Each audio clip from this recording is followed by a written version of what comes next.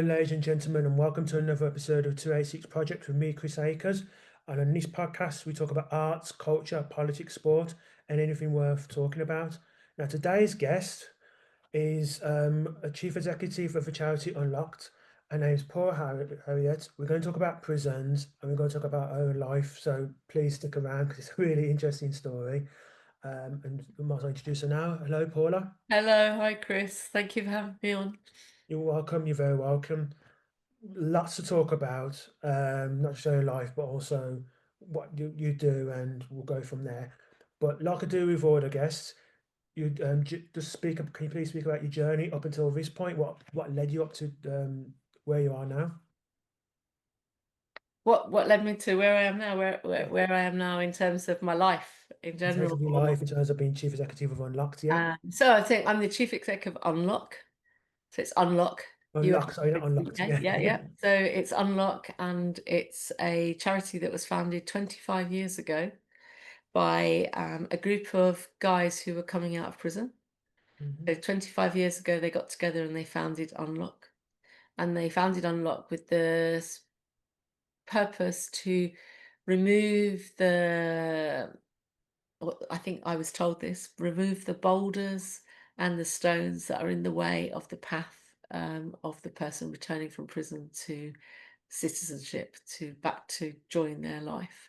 And there are lots and lots of challenges still in the way of people coming out of prison to return to an active life, so inability to get employment because of discrimination against people with criminal records, or inability to get housing because of discrimination, inability to access a bank account, inability to access insurance. Because did you know that if you tick the box that you're an ex offender on an insurance application, the algorithm will push your premium up?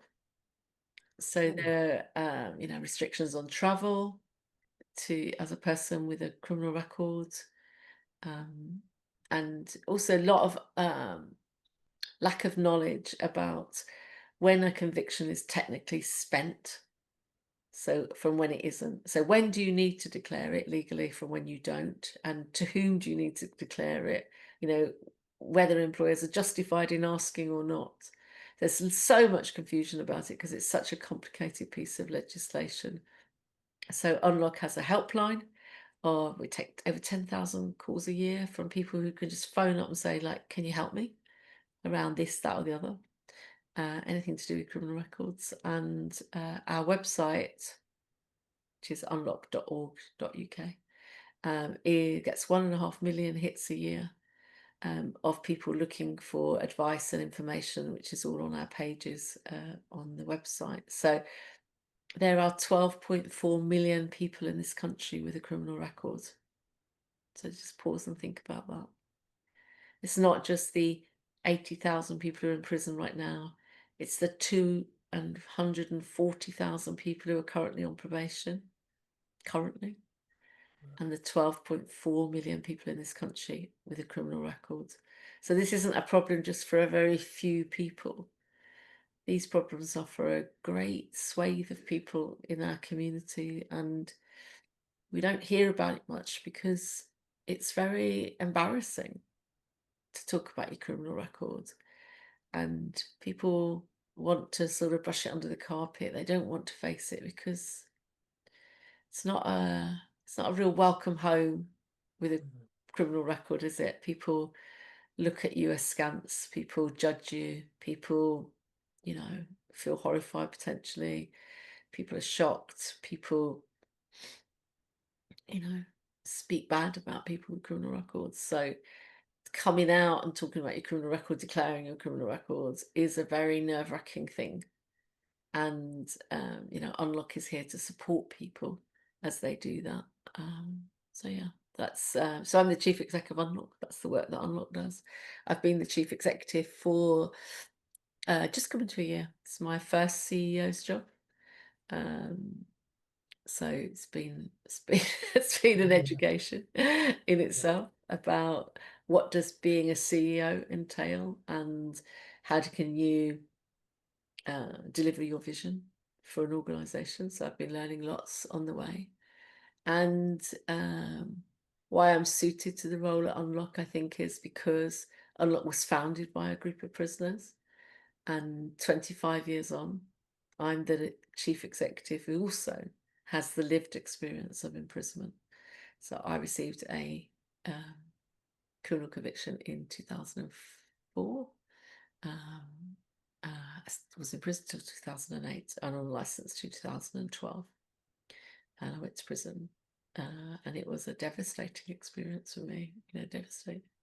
So yeah, so I've come into a CEO's role with quite an unorthodox trajectory, not going to uni and, working in an organization and then, becoming its CEO. My trajectory has been, going to prison, um, using that lived experience of imprisonment when I came out of prison, first and foremost to try and I just wanted to prevent other people going to jail. Mm, It was horrible.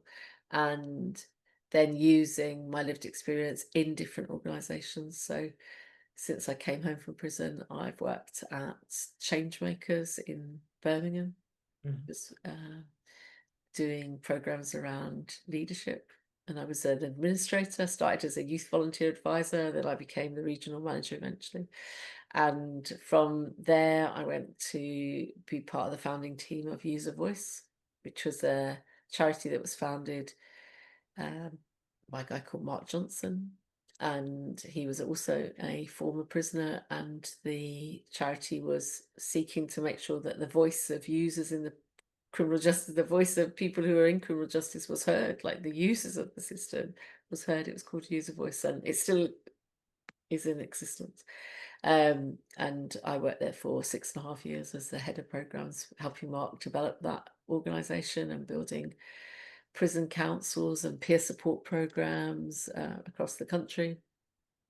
And then I went to an organization called Revolving Doors, where I continued doing involvement work and built work with them around people who are in the criminal justice system but who've got mental health problems, who are on the revolving door of crime, kept going in and out of prison because of their mental health and their addiction problems.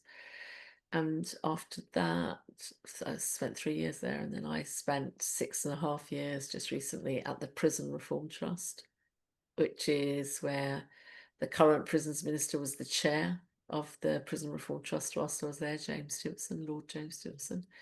And I was a senior management team member there, leading work around prisoner involvement, where I was building programs for prisoners in prison to have a say in policy, have a say in the work of the Prison Reform Trust, but also have a broader say in driving policy about criminal justice. So setting up set up a framework called the Prisoner Policy Network, which had 1,500 members in prison. And they would write in and I would go visit them to generate insight and views about criminal justice. So yeah, and then just recently gone to Unlock. So it's been a long graft from a absolutely. prison cell in 2004, lying on the bed thinking my life's over. I don't know what I'm going to do. I've messed up my life really badly, really badly. And then from 2004 till 2025, in 2025, to say I'm the chief executive of Unlock, which is a national charity. So, you know, not easy, uh, not easy. And it's been a lot of work and a lot of tears and a lot of, trying to work out how do you be a person with a criminal record in a space where people are trying to talk about prisons, probation, and you come into contact with all sorts of people with all sorts of views. But how do you keep yourself together in that space?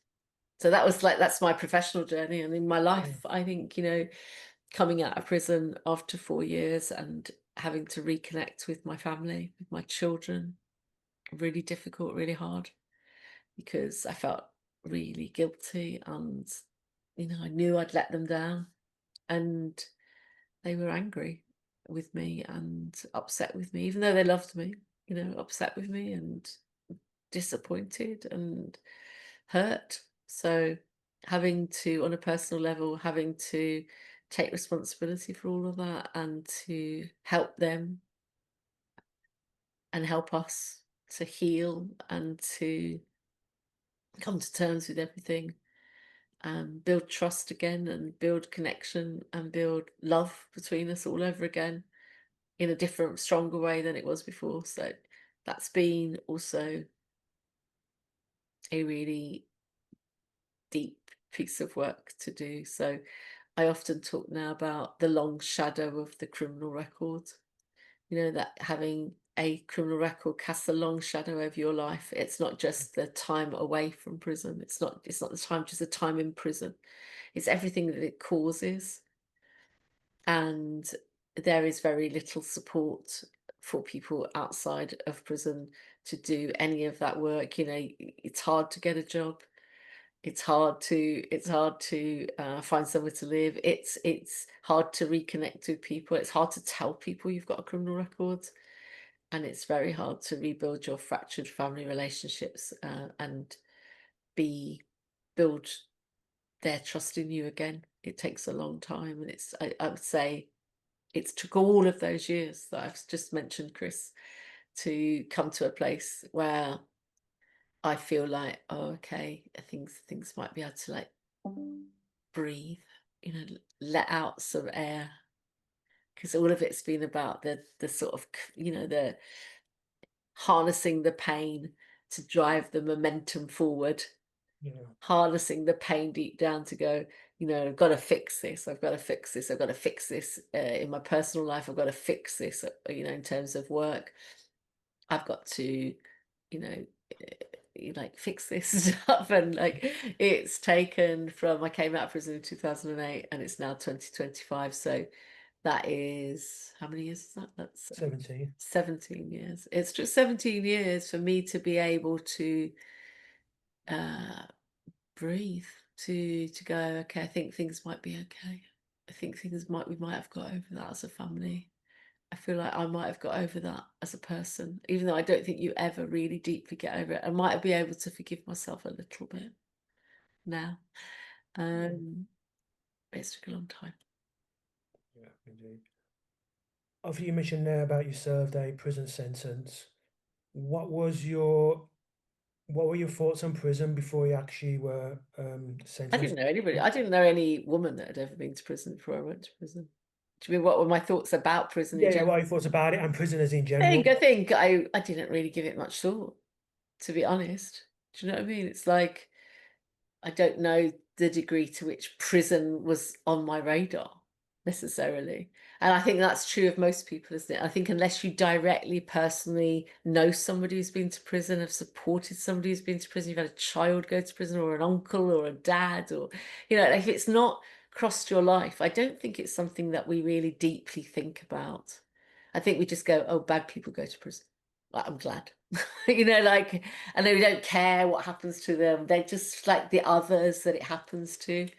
I feel like I probably was one of those people too, even though I would have wanted to think that I was like a political activist or, you know, a sensitive individual.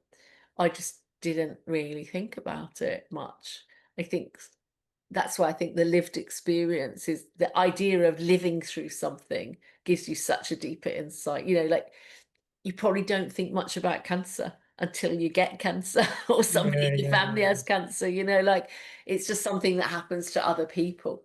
So, and I think prison is loaded. We have loads, we grow up like thinking about, you know, who prison's a place where people go for punishment, people's a place where they go to get rehabilitated. And you know, it's not like something that's directly connected to us until it is directly connected to us. So, in answer to your question, I don't think I really deeply thought about it much, to be fair.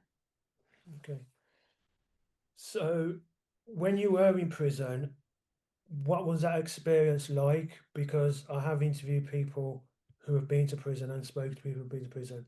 And there are some similarities between the story, but obviously some differences, which I imagine would depend on the type of crime you did and what wing you're on as Yeah, well. yeah, yeah. Um, so what was your experience like? Was it just harrowing, or actually did you think, actually, as weird as it sounds, this might be the best place for me because my life was just going downhill? point. I think there's all of that is true. Isn't it weird how in actual fact that what I've come to realize in life is that there isn't often a singular story. Yeah, yeah, There's a multi-layered story, and all of the things, even if they feel like they're in conflict with each other, can also simultaneously be true. yeah, yeah. So I would say there were some points when the shock of going to prison, like I mean, the most awful thing for me as a mum was, leaving my kids. Like, Mm, I felt devastated for them. Like, it wasn't even about self-pity, I swear. It was not self-pity. I didn't cry over me missing the kids. I cried over knowing my kids were on their own without me and just wanting to hold them and to make sure they were okay. And, so that was like, I would say that was a dagger in my heart. You imagine somebody stabbed you in your heart. yeah. And if you pull the knife out, you might bleed out and die. Mm, So you've got to walk with this dagger in your heart, deep. So the pain of that, knowing that the kids were suffering and on their own, and I've got 5 kids, and they were aged between 9 and 17 when I went away. But knowing that they were out there on their own, and I wasn't with their mum, wasn't with them, and that the other part that I was like responsible for the decision that meant that I wasn't with them. That was like the most deeply, like, I can't explain it. I've had 5 kids, that's really painful. Yeah, like, having kids is painful. Having kids is really painful physically, but that emotional pain, that psychological pain of knowing that they were without me and it was down to me that they were out without me was um, deeply, deeply, deeply painful. Um, and I said earlier, isn't it, the guilt of that I think will stay with me forever, and it will stay with me forever. Um, and there have been lots of times when I haven't been able to forgive myself at all. And even though I talk to the kids now, well, I say, "Mom, it's done now. Like, just let it go, let it go. We're over it now. Like we're good." But it's still very hard to forgive yourself for that. Did you, in the 4 years you were in prison, did you hear other women talk about, like, talk to you about how they got there, and was their experiences similar to yours in that there may be mothers with kids and how it's Um, affecting their family as well? Prison's just full. So prison was an education, Chris. Yeah. It was an actual deep education for me. It was like you meet people from all walks of life in jail. You'd be surprised, and you're locked up in cells with people. Like, literally, like, can you imagine getting locked in a room the size of your bathroom, and there's a bunk bed, and somebody's on the top and somebody's on the bottom, and you're just in there for hours upon hours upon hours upon hours. And at the weekends, we were locked up from Saturday lunchtime till Sunday morning. Mhm. So that's like, a- you know, in a tiny space. So you get to know people, don't you? You get to know people, you get to know their life history, their people. What else have we got to talk about? You talk about your life quite often, and you make jokes or you cry together. And I learned so much in jail about how people get to prison, what the similarities between my story was and other people's stories. I learned about um, you know, how some people's lives are so sad, so deeply sad before they get to prison. You know, young women who've been in the care homes.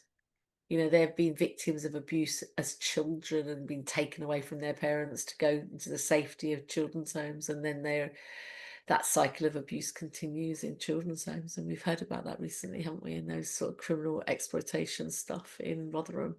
Yeah. We've heard about that. So I heard stories of that, and then women descending into drug use and prostitution and sex work, and you know, eh, and then mental health, people with severe mental health issues, people who've been in really difficult, challenging relationships with men where they've been physically attacked. And I used it's such I and then people commit crimes, and it's not like negating the idea that people have created victims. Like, I'm not in this sort of story of compassion for women's I'm not not having the same level of compassion for victims. That's why I said earlier, like, multiple things can be true at the same time. Mhm. You can have deep compassion for victims, and you can have deep compassion for the perpetrators simultaneously when you understand the complexity of how things happen and the backstories, and how sometimes people's lives feel like they're inevitably going to jail, like they're on a train and they can't get off. And Mhm. it's hard. They don't have to jump off the train. It's just like hurtling down the track to prison. And the deeper I've done this work, since coming out of prison myself and working so much in the prison sector and in the criminal justice space, and the more I've done the listening, because my work's about voice and listening, the more I've listened, the deeper I've listened to people, the deeper I've understood myself as well, is the deeper I feel like the world's a bit messed up. Yeah. Do you know what I mean? And some people are victims before they've even created victims. And that's not saying there's not some wicked people about, and there's some wicked people I'm actually glad they're in jail. I'm actually glad they're in jail. And think, okay, you're too dangerous to be on the street. You're too mentally your worldview is so distorted. I don't know if you'd be safe to live amongst the community, and it's probably better for everybody that that happens. But yeah, so there's a lot in women's prisons in particular, but in men's prisons too. Lots of stories of dysfunctional childhoods, abuse, sexual abuse, physical abuse, domestic abuse, uh, dyslexia, what we call now neurodivergent, but autism, Mhm. dyspraxia, being ADHD, all things that haven't been recognized in people, that learning disabilities. I read brain injuries. I read something about women in prison the other day. The high percentage of brain injuries amongst women in prison who've been beaten up as kids or beaten up as women, young women. And how all these things affect our decision making and affect your place in society. So I think the more you delve into that, the more you go, oh gosh, the world's messed up, and what bit can we play to try to fix it? And how it calls upon us all to try to fix it a little bit, doesn't it? And my bit is trying to right now to unlock is trying to move some of the barriers out of the way so that people who have got criminal records can live meaningful lives and get on with their life, and try to tackle the stigma and the discrimination that people encounter, all the time, which, in the end wears you down, wears you down. Where's your down? Where's your down? Like, it's really hard, isn't it? If everywhere you go, people like despise you or look at you askance. I think people of color can identify with that. That racism's real, and it wears you down. It's exhausting. It's just like exhausting. Sometimes you think, and I'm married to a Jamaican man. I've got children, mixed heritage. It's that wears me down as a mum, watching them go through that, let alone experiencing it myself. Wears you down. Like, think, just Yeah. give us a break. Just give us a break. Like, there isn't a stereotype. Yeah. There's individuals, and we need to, like, just stop going with stereotypes in whatever way, whether that's against, here in this conversation, the stereotypes we hold about communities of color or the stereotypes that are held about people with criminal records. Just let go of the stereotypes and try to deal with it on a person to person basis, and just stop contributing to the discourse and the narratives about, discrimination. Like, Mhm. just stop it, Yeah.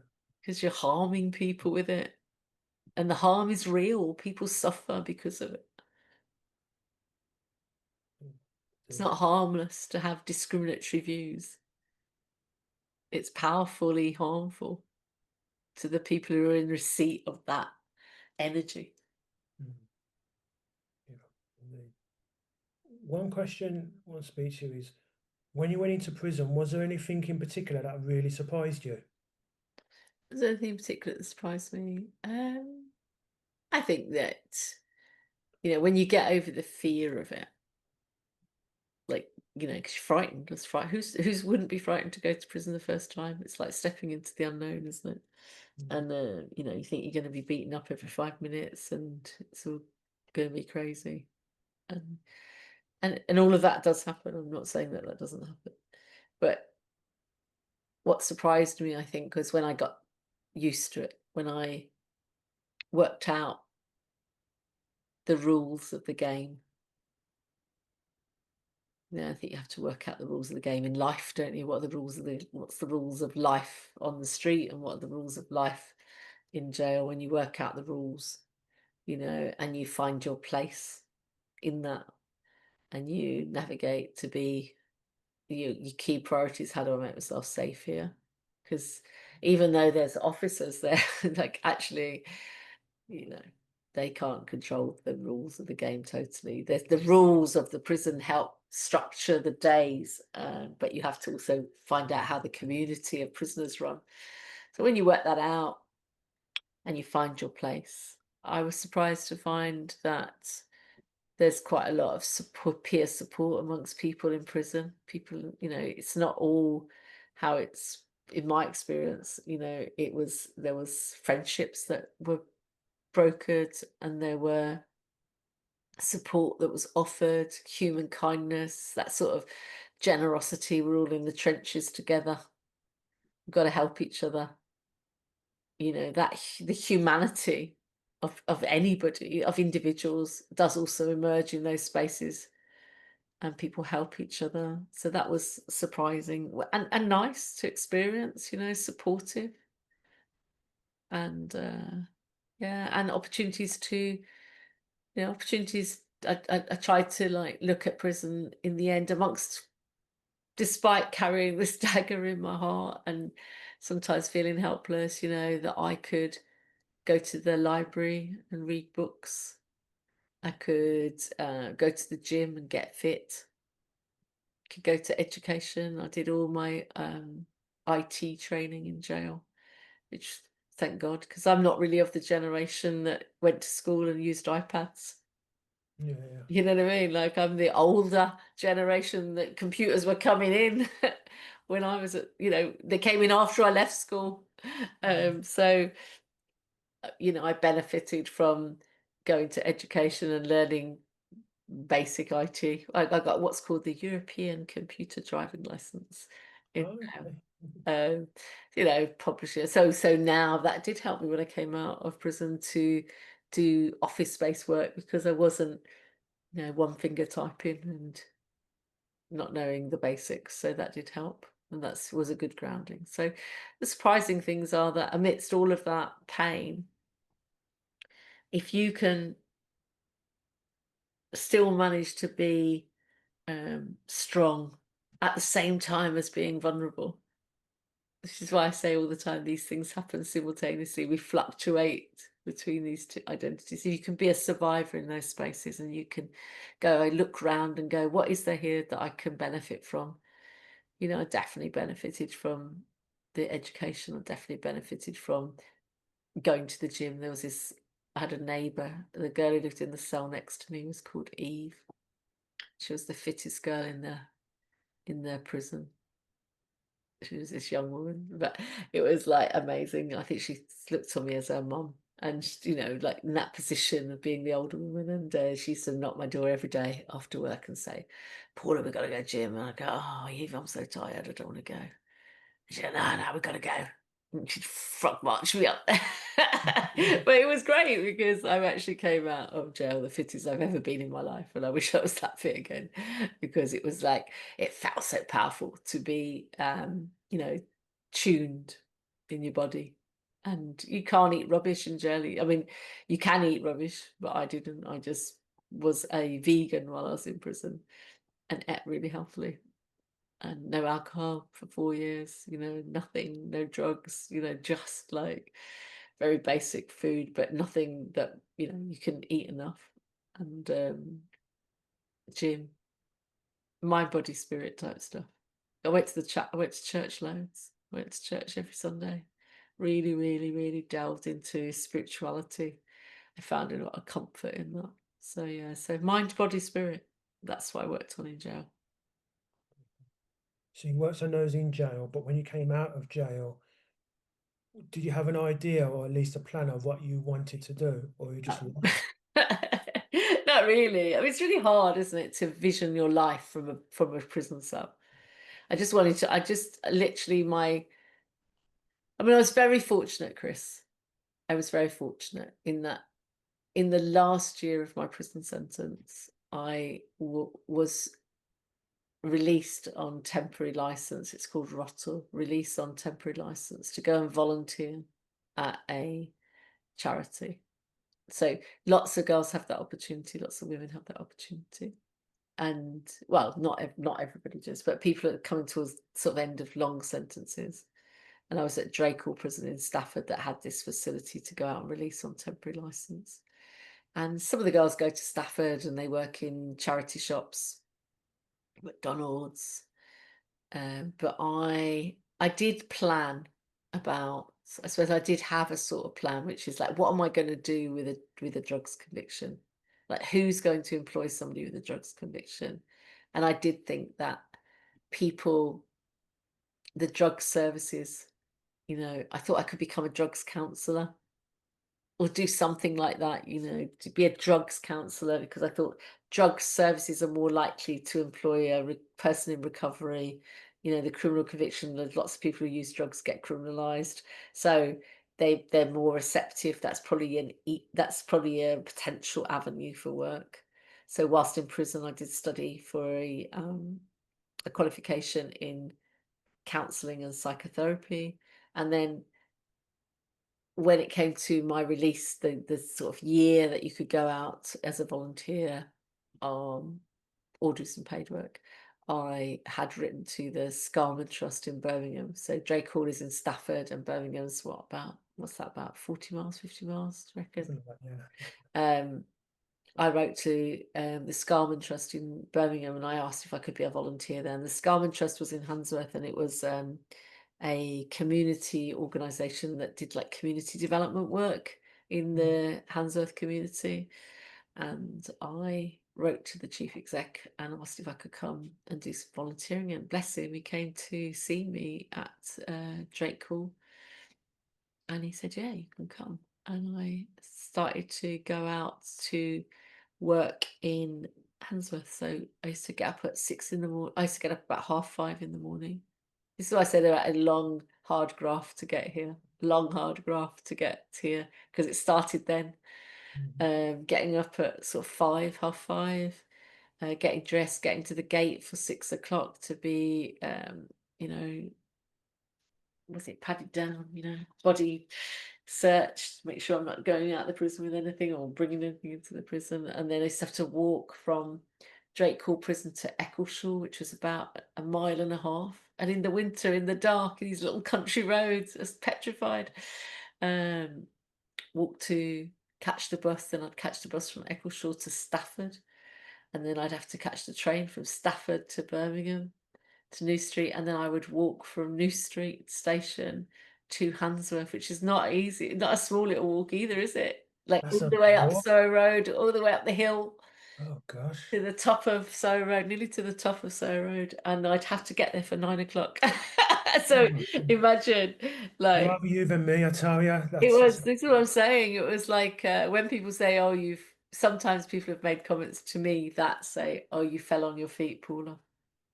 And I think, no, you don't understand the graft I put in to get here, the persistence and the consistency that I've applied, the discipline I've had to get here, because that was not easy. And then to repeat that on the way home yeah. as well. Yeah. So it was every day for a year doing that.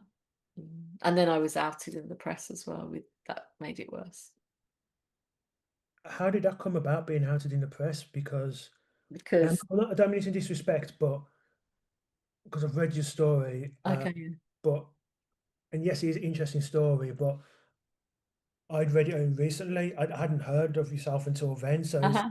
So why would someone out you in the press? That seems almost vindictive. It's just all money It based. is vindictive. Who knows why? Why did people do that? I don't know the fullness of how that story emerged in the press. I know what I suspect. Mhm. I suspect that I had an argument with an officer in the jail prior to that, have that incident of me being in the press. There was an incident at the gate one day where the man was being really rude to me and da da da da, and I put in a complaint about him.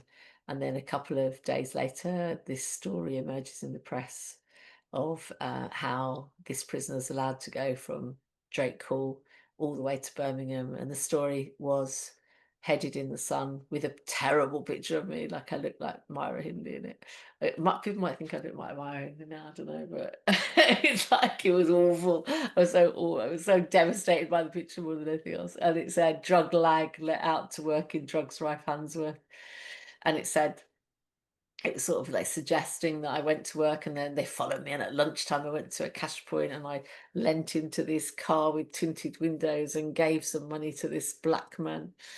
And in reality, what that was my son, who was then, I think he was 18, who's mixed heritage, had driven to see me at lunchtime, and I'd given him 20 quid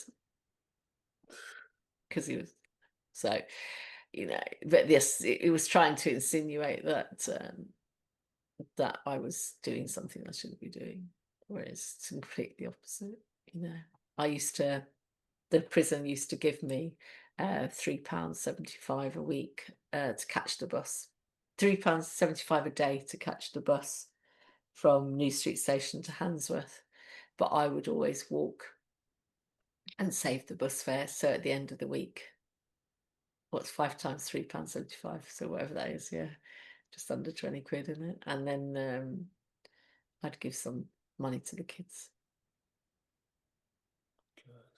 So, yeah, I mean, just because I wanted to, you know what I yeah, mean? So it's a way of still being present as a mom, wasn't it? So yeah, that was how I got to be in the press. And then what that did for me, Chris, was that it meant that I really couldn't hide either. yeah, So if you Google it now, I don't think you can see it. Um, I think it's sort of gone so far down, it's probably, like you can't, I've looked, it's gone now. But in the first years after I came out of prison, it was right at the top of, if you put Paula Harriott in, that story would come up with my picture. mhm, So I couldn't go anywhere, apply for any jobs, because people Google you all the time now. I don't think I'd realised at the time the degree to which people Google you. And now I know, in my work at Unlock, we've got a project around the internet effect and how, everybody Googles everybody. You go for a job now, the hirers will Google you, they will check your social media posts, everything. There's no hiding anymore. And when I first came home from prison in 2008, that article was in the Sun in 2008, just 3 weeks before I left prison. So it meant that it was inevitable that when I went for a job, people would Google me, and so in the end, I decided rather than be Googled and outed, I'd mhm. just own it and tell you up front, so that I couldn't be frightened of being outed. Mhm. Gosh, Mm. it's You know, incredible. I'd rather tell you than you gossip Oh, about. now from secondhand, yeah. Yeah, I don't want, you can gossip about me, carry on, but I've told you. Yeah, yeah, indeed, indeed. It comes from the horse's mouth. Yeah, I can. Yeah, and it's a way of protecting yourself, isn't it? Mm, Like indeed. you're not having over me. Nobody's going to have it over me. So, with that in mind, and obviously you were working for this charity in Handsworth for about a year, and people in body stage know who you are because of a newspaper article. How hard was it then to go down another avenue because everyone knows who you are now? So did you get a lot of rejection when it came to job offers or of start charities, or was that how it worked out? Was something different? To be honest, I think I was very fortunate in that I was on Rottle at the Scarman Trust, and then directly after that article came out, I came out of prison, and had the job at the Scarman Trust already. And then I went from the Scarman Trust. They had a joint contract with another organisation called Changemakers, and I went straight to Changemakers. We told them about my criminal conviction, but they were actually okay about it. And I think the problem was more that when I went to Changemakers, it was fine. The chief exec was so supportive of me, but then the clipping of the article in the Sun would Mm, end up being, it got sent to the HR, it got sent to the chief exec. People, I was shocked. There's a lot of spiteful people who go like, what's this woman who's been in prison leading this I was a youth volunteer advisor, but then I became the senior development manager, then I became the regional manager. And I think that carried on. And when I was the regional manager, but they didn't tell me that all this hate mail was coming. They were protecting me. And then one day I was at work, and um, the this guy that worked with me came to me and said, "Paula, have you been in prison?" And I said, "Yeah." And he said, "Oh, well, I knew that." I said, "Why'd you ask me?" He said, "Because I knew that. I Googled you, obviously, before I came for the job interview. But I hadn't, I think I was quite naive. Maybe because I didn't come from the internet generation. I didn't realize people Google people like that, yeah." And then he said, "There's a lot of gossip in the staff team." And at this point, I was the regional manager and managing a team across the Midlands. And we were about to have a team meeting. And he said, "There's a lot of gossip about you, Paula, and I think you need to get a handle on it." mhm, And I was like, just burst into tears. Like, it was so embarrassing. Like, there's a part of me at that point then was going, well, I just want to start my life again. I don't want to talk about it. It's too embarrassing. And I just rang Adam and said, "Adam, what do I do? I don't think I can come out of the office. I'm too embarrassed." And he said, "Oh, Paul, just get ahead of the information flow now. Open up the laptop, send a global email to absolutely everybody in this organization. You might as well just like face it now, and just say, I understand there's, concern about my criminal record. Adam, the chief executive, has got all the details. Here's his phone number. He's happy to have a conversation with any staff member who's got any concerns," which I thought was amazing. I felt mhm, so I felt so supported. I felt so held. I felt so much like this man's got my back. And I said, "Adam, what are you going to do if people are pissed off?" He said, "Oh, they can leave before you leave, Paul." okay, that's good. How great was that? Yeah, indeed. So like that was like that gave me the confidence to carry on. And then I went to a job where we were very clearly saying we were former prisoners. It was called User Voice. We are former prisoners, myself and Mark Johnson. And from then on, I suppose I've got the confidence to say, well, I'm a former prisoner first and foremost. And I've had I've built a career path around developing user involvement in criminal justice led by people with lived experience. Mhm, So I've created this like idea, or not created the idea, but been part of the creation of this idea that people with lived experience have the passion and the competencies to help, and they should be involved. They should be involved. They need Mm. to be involved. So in that way, because I've essentially built my own jobs, I haven't had to Yeah. contend with um, being rejected on the basis of my criminal records. But I do know, in all seriousness, how much of a problem that is for the majority of people. I've just been very, very, very fortunate in that I've built my own career in a unique way. If built on this idea of lived experience.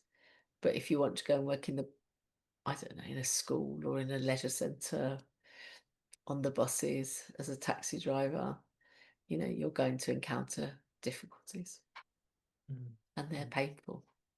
Yeah. Rejection after rejection after rejection is painful. Well, what you went through, I imagine a lot of prisoners go through when it comes to the job market as well, because there seems to be very little people, well, companies that will actively promote people. Like we've Yeah. got Timson's is one, obviously, and there may be some Yeah. others missing, but it seems to be a rarity. Well, even And now, it's like, still deeply problematic, Chris, that, I think employers, everybody's nervous, aren't they? Risk is real. Let's not get it twisted. Risk is real. hmm There are risks, but it's whether we want to manage those risks or not, isn't it? And whether or not we seek to include people, or it's just easier to exclude them. So because it's more difficult, slightly more complicated, you've got to think about the risk, you've got to understand the crime, you've got to make an assessment of people's journeys, you've got to offer a bit of trust. yeah, That's like a lot, that's more work.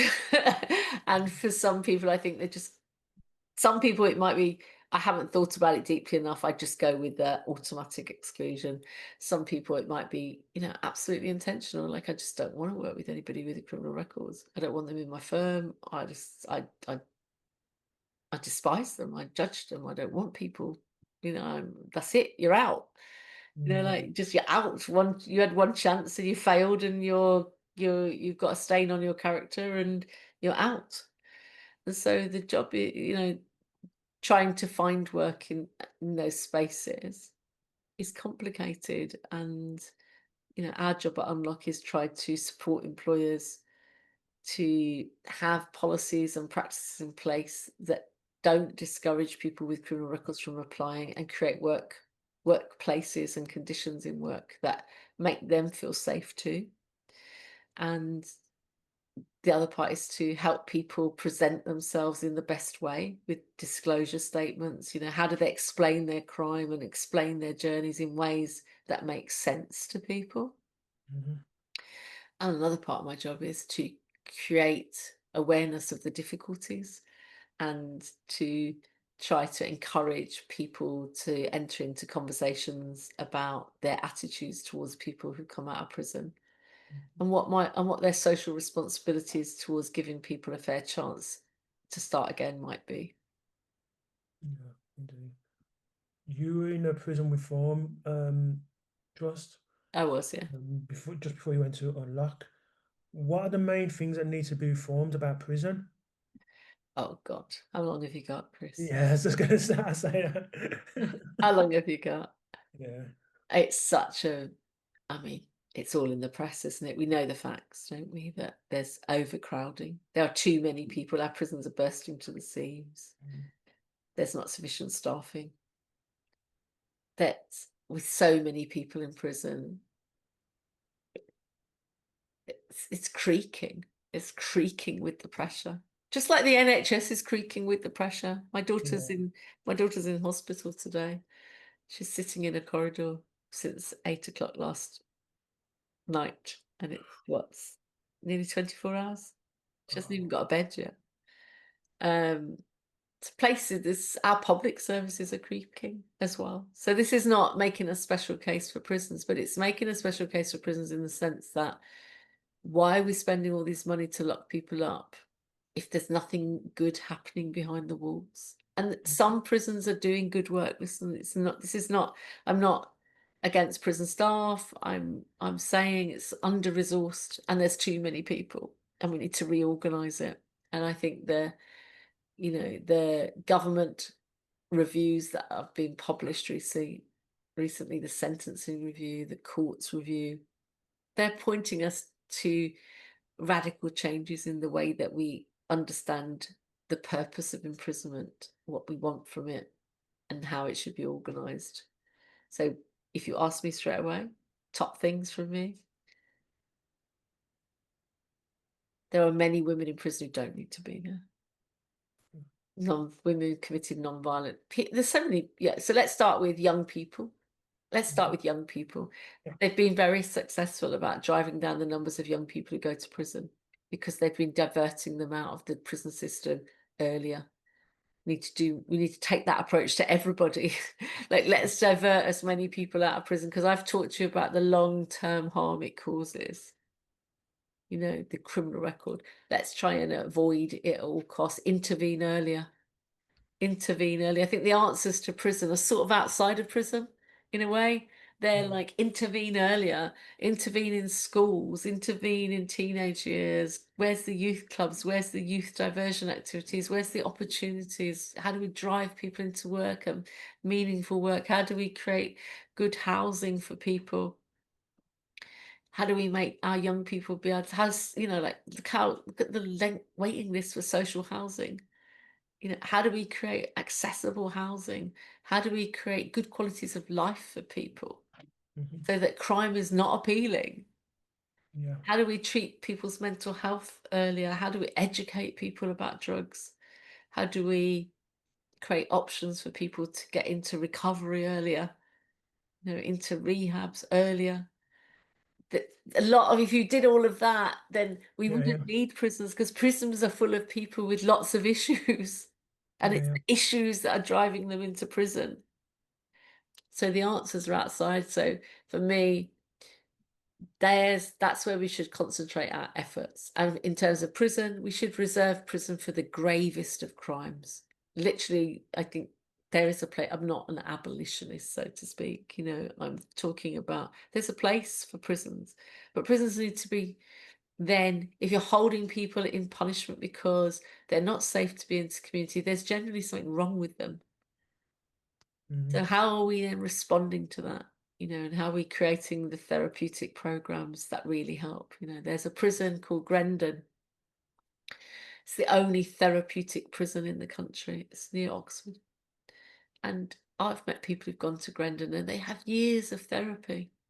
And they're some of the most sorted people, mentally sorted and robust and stable people that I've ever met, because they've had intense therapy, lived in a Mhm. therapeutic community for years, where they've had to practice service and honesty and responsibility to their community whilst they live in that community. And they retain those skills when they come out. So for me, if we're keeping prison, it's got to be deeply therapeutic. And I think there are lots and lots of ways we can divert people out of the prison system. So, for instance, the other day, the guys cut down the tree on Oh yeah. Hadrian's Wall, disgraceful act of vandalism, like disgraceful. And they've got 4 odd years in prison each for it. For me, I would say, well, what is, yeah, it serves our national, we're all nationally disgusted by that. I think, well, you're crazy. Like, that's crazy behavior. Like, it's disgraceful. It's not a joke. You're damaging a national landmark. Like, so I'm outraged as a member of the public. In my hat as the chief executive, I'm not, I'd say, but you know what? What would have been a better resolution there? That they did 4 years of community service, planting trees all Yeah. along Yeah. Yeah. Hadrian's Wall, growing saplings in the National Trust nursery. They had to volunteer their time, yeah, Mm. building building back the damage that they did. Because I don't think they're doing that again, would you? If they actually had to spend years growing saplings, planting saplings, Mhm. and looking after a nursery of trees. So this is what I'm saying. Sometimes we've got to have, for me, I understand the need to, I'm so angry. I just want them out of the way. Yeah. But that's costing us money. It's Yeah. Indeed. costing us. 60,000 a year to keep somebody in jail, roughly. Yeah. I'd rather they were forced to get up in the early morning in the snow at Hadrian's Wall and plant trees. Mm, I literally think that would be, for me, deeper punishment, but also restorative. So I think we just need, I would like us to think about how we can make community punishments feel transformational for the community, healing for the community, and also drive home the message deeper that this isn't tolerated. indeed. When you say we talk about prison reform, we need to talk about the actual prison themselves. I'm not necessarily talking to people in it, but the actual building themselves, because yes, there's been a few new prisons built over the last 30, 40 years. Yeah, The ones that are in at the moment seem to be creaking. Some of them, I think, have gone back to Victorian yeah. The times. Victorian prisons, I mean, they're not fit for purpose. They've got cockroaches, rats. you know, they're dirty. They're old buildings that haven't been modernised. Mhm. We're living so, and the new prisons, they're like Amazon warehouses, aren't they? You know, warehousing people. The building is important. The psychological impact of if you're living in a grimy, dirty flat, you're going to be more depressed than you're living in a clean one. So Mhm. they're buildings themselves. And they're not, and it's not just the prisoners who get depressed, it's the staff. Mhm. I think people, because you might in your head go, well, I want the prisoners to be depressed. I want them to be living in a grotty place. Why should they get nice places to live in? Yeah, yeah, yeah, But yeah. you're forcing staff to work in them. That's how depressing it is. Like that's why you can't get people to come to work, because the conditions that they have to work in are so terrible. Because it's not like somehow the officers who are walking the wings are not getting as depressed and angry and frustrated and disorientated as the prisoners are. So I think it's in everybody's best interest that our prisons are not degrading, but they're good places for people to work and to live. Mhm. That's out of respect for our prison officers, I think. People who we wouldn't expect nurses to work in grotty conditions, would we? No, no, no, So I don't think we should expect our prison officers to do that either. indeed. Can you just explain, because I've explained to people outside of here what IPPs are? Because when we were talking about overcrowding, one of the first things that comes to my head is Uh-huh. why don't you just sort out the IPP situation? So Because then, IPPs are indeterminate public protection sentences yeah. that were given out, on this sort of 3 strikes and you're out, or 2 strikes and you're out, sort of a good few during the last Labour government, the one before this one, Mhm. brought in by not Jack Straw, David Blunkett, the Home Secretary David Blunkett, and people with indeterminate public protection sentences, they might have done something twice, I don't know, and they would have then got a sentence, say, of 2 years sentence for the crime, 3 years sentence for the crime, 5 years sentence for the crime, but then with what was called a sentence of an indeterminate sentence, so they'll be on life license. So they became what's called essentially life sentence prisoners in the system, which goes through a different. You're not automatically released at 2 years. You have to go to parole, so you don't really have a release date. And what has happened to some of those prisoners, because they haven't known when they're coming home, or because when they came in they have mental health problems, but they've developed serious like mental health issues because of the indeterminate nature of when they're coming home. Because imagine, I went to prison and I knew, the maximum I could serve would be 8 years. Mhm. And if I was on good behaviour, I could get out at 4. Those people just didn't know when they're coming out. It's a life sentence. They'll come out when the parole board says you can come out. And a lot of confusion about that has meant that some of those, and a lot of inability to get through the parole process, has meant there are a significant number of IPP prisons, even though we've now scrapped that sentence altogether, remain in the prison system. And sometimes when those people come out, they're so damaged mentally by the waiting around, not knowing when they're coming out and losing hope in the process, that they are find it really difficult to reintegrate back into the community, and they get recalled. And there is a significant number of people with IPP sentences who are recalled back into the community, and then they have to go through the same loop again of waiting for the parole board Yeah. to release them. They don't get automatic release after 28 days. They have to get in the queue for parole, and that parole could be 2 years down the line, another 2 years. And some people who are IPPs have just given up hope of ever coming home.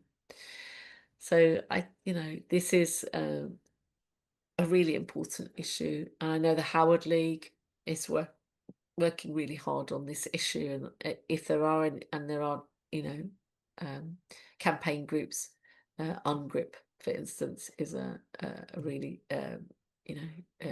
active campaign group on this. And I'd suggest anybody who's listening to get in touch with the Howard League, to the chief executive Andrea Kuma, and to UNGRIP, and pledge your support for the campaign to free IPP prisoners. Yeah. Yeah. You kind of alluded to it in previous answers, but in terms of sentencing, I know the government have going through a sentencing review at the moment. Yeah. So, How, go how on. do you think? Well, how do you think sentences could be improved on? Because you alluded to there, like you're saying, there's too many women in prison and whatnot, and there's possibly certain crimes where you think does that punishment actually fit the crime? Mhm. So, what ways do you think that sentencing could be improved? So for me, the independent sentencing review led by David Gork has made numerous recommendations, but I suppose the most important one is that they should scrap short sentences. Don't send people to prison for 6 weeks. Don't send prison to people for 8 weeks. Think of different community resolutions. And I think I touched on that already about, I do believe there's merit in community resolutions that are restorative. If you're sent to jail for, I don't know, graffiti on the walls, maybe you should spend the next year taking the graffiti off walls, Yeah, yeah, clean yeah. up operations. So I think there's a lot to expand in community sentences. We should get away from the idea that these are soft touches. I do believe they should be meaningful, and they should make reparation to people. I think that's healthy for people to take responsibility and to see restoration, like genuinely. The other thing that isn't in the sentencing review that I do worry about is the sort of escalation in sentence lengths for crimes. And and it's not in the sentencing review at the moment. I think we should also be concerned about the escalation in, what attempted murder convictions, these sort of sentences are now starting at 25, 30 years minimums. And, you might say somebody's took a life, they need to give their life for it. Watching that in the prison system happen to people, I do really wish that we could find a way to be more compassionate about that. And I know that's really hard when if somebody had killed my son, I'd be absolutely furious, like heartbroken, furious, like vindictive, I'd want them to suffer. Life sentences of that duration, where 20 years ago a life sentence was 14 years in prison, and that 14 years was long. Now we're talking about 30, 40 years. I don't know, there must be opportunities for people to buy back some of that time with good works. Otherwise it's a slow, agonizing death. Mm. Am I right? I don't know if you know this, but I've heard somewhere that they do recidivist rates in prisons. There was what, sorry. The recidivist rates, like I think it's about 70% of prisoners have Uh-huh. been to prison before. I think that might be, I don't know if I that's think it all depends on the crimes. yeah, I yeah, think that's one of the points about short sentences, that they're not really working. yeah, There, people are in and out, in and out. So shoplifting, or these sort of acquisitive crimes that are related to drug use, really. Mm, great recidivism in those. And sometimes magistrates send people to prison because there isn't any alternative. mm, So I think we need to think about alternatives to imprisonment. I work on a project called Hope Street, which is in Southampton, which is an alternative to, hopefully an alternative to imprisonment for women, where you could go be sent to Hope Street to get therapy, to live at Hope Street in a residential unit. Hope some of these might work. I think we need to be, it's clearly not working. If we've got a failure rate of 70 odd percent, is it? It's not yeah, working. That means we're spending money and we're sort of essentially wasting it. The only benefit is then off the streets for 6 weeks or 12 weeks, where they're coming back, yeah, so we want it to stop. So what makes it stop? I think that's the question we need to ask ourselves. What does the evidence say that makes people committing crime stop? yeah. And for that, we do need to listen to people who've been in the system, like, because what has made me stop? Mm, What made me stop? You've got to think about what makes people stop and try to do more of that, because that's what we want. We want people to be absolutely punished, i.e., like, recognize they're in the wrong, and then we want to create space for people to get the help they need to sort their lives out, mhm, to make reparation to their victims, you know, to acknowledge their responsibility and, if possible, move on with their lives. mhm. Just quickly, because we're almost coming to the end, you have your own podcast that you co-present called The I Secret do. Life of The Podcast. Secret Life of Prisons. Prison, Every sorry, every prison. subscriber counts. Well, just give us a brief overview of that and like the type of people you talk to Oh, and I love my podcast. I love. Thank you so much for inviting me on your podcast, because, like, you know me, you can tell I love a chat. Thank you, Chris. But the Secret Life of Prisons podcast is made with National Prison Radio. It's made with the Chief Executive of National Prison Radio as the co-host. So Phil McGuire is my co-host. We've been making the podcast together for about 4 years, and it's all about bringing people behind the walls of prison, getting people to discuss, like, all the different scenarios about prison, bringing people, trying to dispel some of the myths about prison, just bringing people into our world of prison. And we have guests who are politicians. We have like, always have a speaker and hopefully somebody with lived experience alongside. So we have two different perspectives in the room. We try to engineer conversations, and some of them are human interest stories. I mean, I was listening to the one last week, a guy who was, I think he was 24 stone when he went to prison, and he lost like half his body weight. Or I can't, maybe the stone bit, I haven't got the numbers right, but, a guy who was like seriously obese, and he came in and he went to be a gym orderly in Feltham prison, and the officer who was the gym officer came on the podcast to talk about his weight loss journey and the amazing weight loss journey that he'd gone through and how that happened.